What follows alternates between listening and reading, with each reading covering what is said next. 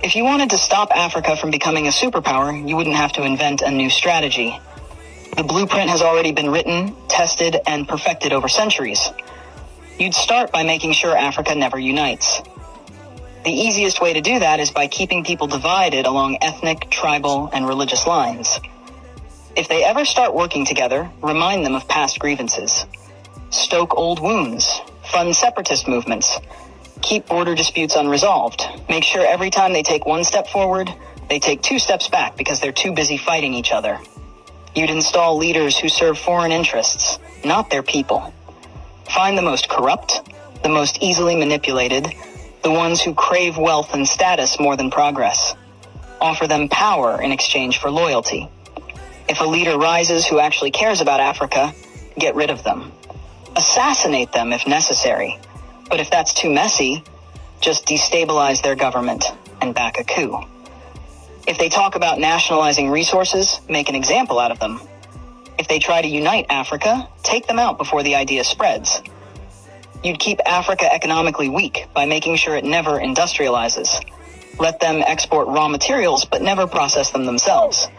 Control the mines, the oil fields, the rare earth minerals. Keep them selling cheap and buying expensive. If a country tries to break free and build its own industries, sabotage it. Place sanctions, destabilize its currency, fund local opposition, crash its economy. If that doesn't work, orchestrate a civil war. People can't build when they're too busy trying to survive. You'd make sure their education system produces workers, not innovators. Teach them history that glorifies their oppressors. Make them think their cultures are primitive. Their ancestors were savages. Their future depends on foreign approval.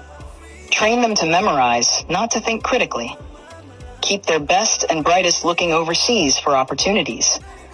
Make them dream of escaping Africa rather than fixing it.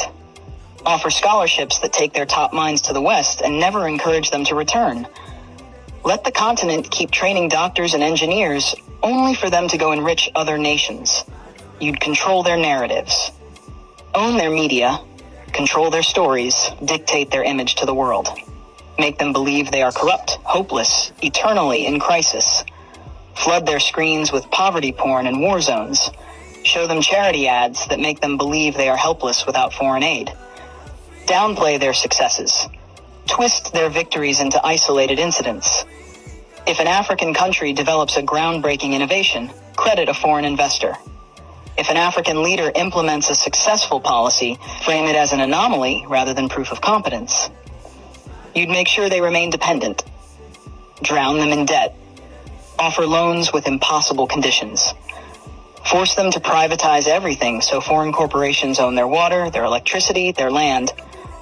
When they struggle, give them just enough aid to keep them alive, but never enough to make them self-sufficient.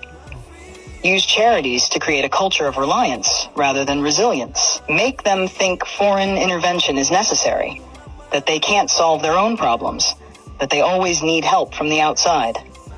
You'd suppress their military strength. Keep their armies weak, their defense industries non-existent. Sell them weapons to fight each other, but never let them develop high-tech military technology. If a country tries to build a strong defense system, accuse them of being a threat to stability. Make sure they always need foreign peacekeepers, foreign military bases, foreign advisors controlling their security. Keep them vulnerable to invasion, coups, and foreign interference. The formula is simple. Divide, corrupt, exploit, miseducate, control. Keep them fighting each other. Keep them looking outside for solutions. Keep them poor, dependent, insecure. Make sure every attempt to break free is met with resistance so strong that the next generation thinks twice before trying again. This isn't a theory. It's history. The real question isn't how to stop Africa from becoming a superpower. It's how Africa can break the cycle despite every effort to keep it down.